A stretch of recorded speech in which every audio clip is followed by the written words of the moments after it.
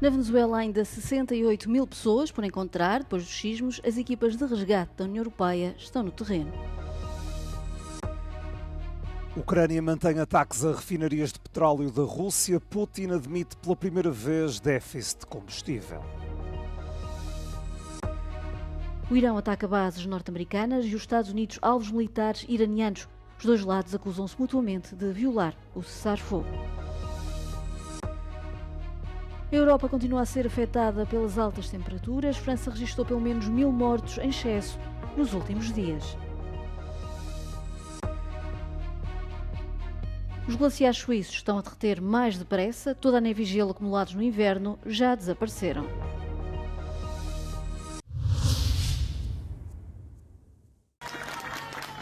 Na Venezuela, os novos socorristas são recebidos com palmas e abraços. Mas não há tempo a perder, até porque já passaram as 72 horas depois dos sismos de quarta-feira, a janela tempo crucial para encontrar sobreviventes. La Guaira, a cidade mais afetada, ficou assim. Debaixo destes escombros há ainda muita gente para encontrar, cerca de 68 mil desaparecidos. Muitos são portugueses, há 51 portugueses e lusodescendentes entre as vítimas mortais confirmadas, mas há ainda 84 membros da comunidade por encontrar, diz o Governo de Lisboa. Imagens como esta dão esperança aos familiares. No terreno estão as equipas da União Europeia. Bruxelas enviou 700 socorristas e especialistas de 12 países, incluindo uma equipa de Portugal. A chefe da diplomacia da União Europeia, Kaja Kallas, já falou com o presidente interino da Venezuela, Delcy Rodrigues.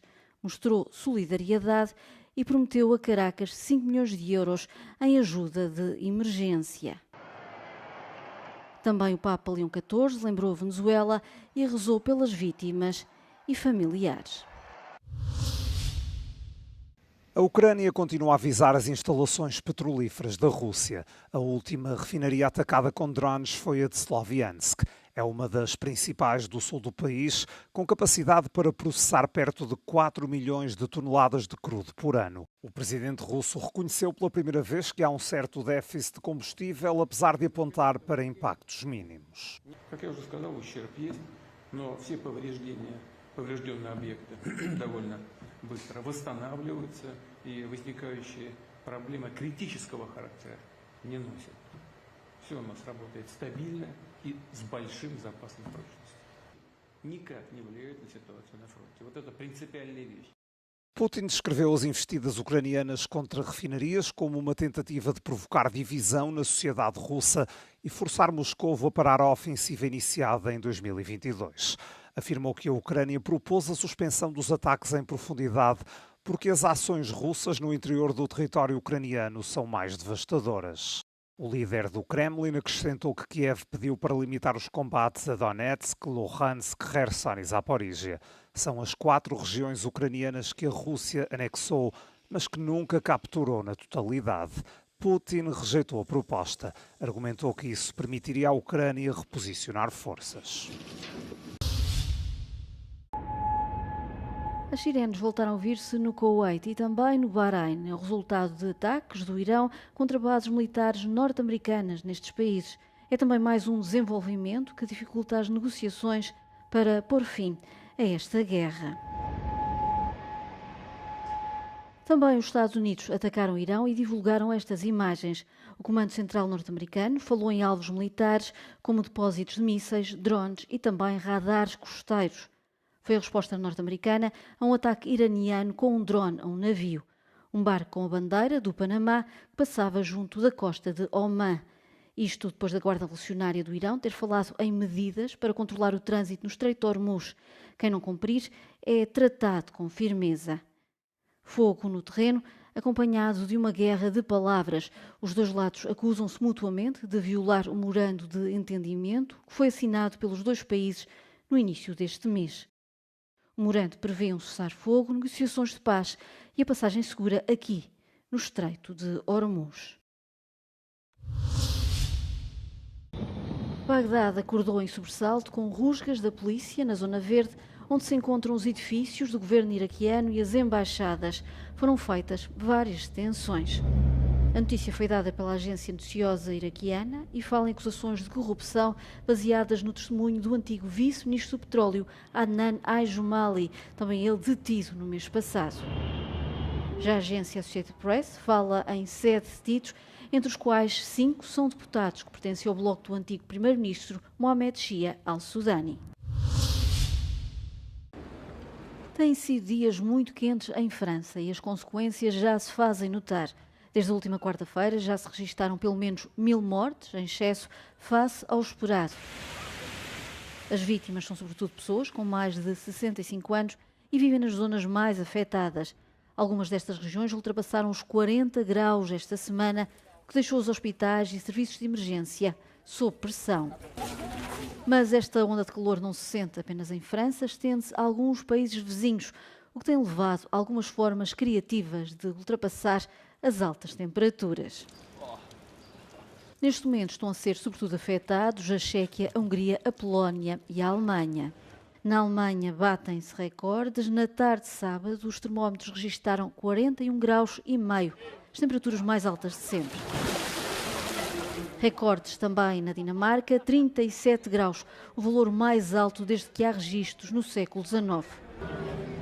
Mas há outra história por trás destas altas temperaturas. Os cientistas dizem que o aquecimento global é uma realidade. Há cada vez menos gelo nos glaciares suíços, um degelo associado à onda de calor e às alterações climáticas. A situação agravou-se no mês de junho e esta segunda-feira a neve e o gelo acumulado durante o inverno vão estar completamente derretidos. A partir de agora, até outubro, as dimensões dos glaciares vão diminuir todos os dias. O alerta é dado pela GLAMS, a rede de monitorização dos glaciares da Suíça. A organização diz que esta data é um ponto de viragem e que, em média, costuma ocorrer apenas em agosto. Só num ano este gelo chegou mais cedo do que este ano. Foi em 2022, quando ocorreu a 26 de junho. A GLAMS diz que os glaciares começaram a encolher há 170 anos, mas com um ritmo bem mais modesto. Este degelo precoce acontece depois de um ano em que houve menos neve e no mês em que a Europa está a ser afetada por uma onda de calor. Na Suíça, as temperaturas já chegaram aos 39 graus e a situação vai manter-se esta semana. Há alertas de calor em várias zonas do país. Na ilha grega de Andros, os visitantes podem explorar 5 mosteiros, incluindo o mais antigo do Mar Egeu. Situado a uma altitude de 600 metros, o mosteiro de São Pantaleão parece uma fortaleza que remonta a 961 d.C. e alberga ainda o ícone da Virgem Maria, que se acredita ser obra de São Lucas. O seu abade vive ali há 70 anos. Ούτε τραπεζαρίες, ούτε κουζίνες, ούτε τίποτα. Δόξα τω Θεώ τη βοήθεια των ανθρώπων και ενός εφοπλιστού φτιάξαμε το μοναστήρι και υπάρχει σήμερα πολύ ωραίο και πολύ περιποιημένο. O mosteiro rapidamente se tornou atração para peregrinos e um ponto de referência para os habitantes. Ήταν τόσο πολύ καλός ο κόσμος εδώ τότε, όπου είχαν το μοναστήρι ήταν σαν νοσοκομείο, σαν ίδρυμα, όχι σαν μοναστήρι μόνο για τις καλόγεροι. Ερχόταν ο κόσμος να πάρει τη χάρη του Αγίου Αντελείωνος. Mas, nos últimos anos, o histórico mosteiro tornou-se um refúgio de arte grega contemporânea. A sua imponente torre, agora restaurada, foi transformada numa galeria de arte dedicada à espiritualidade e à criação artística. A coleção é composta por cerca de 60 obras. Μπορεί να φαίνεται ότι είναι κάτι πρωτότυπο ή κάτι παράτολμο. Στην πραγματικότητα όμως η Εκκλησία πάντα τολμά και χρησιμοποιεί τη γλώσσα της εποχής της για να κοινωνήσει το μήνυμα της αγάπης του Ευαγγελίου του Χριστού. Άλλωστε η τέχνη και η θρησκεία είναι συνομήλικες. Ανέκαθεν οι θρησκείες χρησιμοποιούσαν τις τέχνες της εποχής τους. Ο σκοπός που έγινε αυτό ακριβώς είναι και να υπάρξει ένας διάλογος ανάμεσα στην Εκκλησία, ανάμεσα στην πνευματικότητα και τους σύγχρονους δημιουργούς. Και αυτό να έχει και ένα αντίκρισμα στις σχέσεις της Μονής με τους επισκέπτες. Διότι οι άνθρωποι που επισκέφτονται το χώρο έχουν την ευκαιρία, εκτός από το να δουν τα έργα, να συνομιλήσουν και με τους μοναχούς. Τους περασμένους αιώνες οι πύργοι προστάτευαν τα μοναστήρια από πειρατές και επιδρομείς. Πλέον αποτελούν κυβωτό τέχνης και συμβάλλουν στο πολιτιστικό απόθεμα και αποτύπωμα του νησιού. Από την Άνδρο για το Euronews, Απόστολος Στάικος.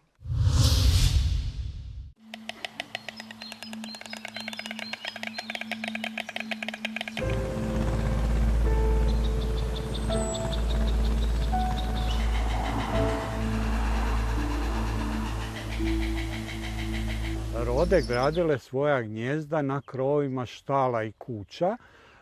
Drugi razlog je, za razliku od Europe gdje su rode uglavnom u hrastovim šumama, u stijenama, nad morem, dakle ovdje u potpunosti su u kontaktu i suživotu s čovjekom.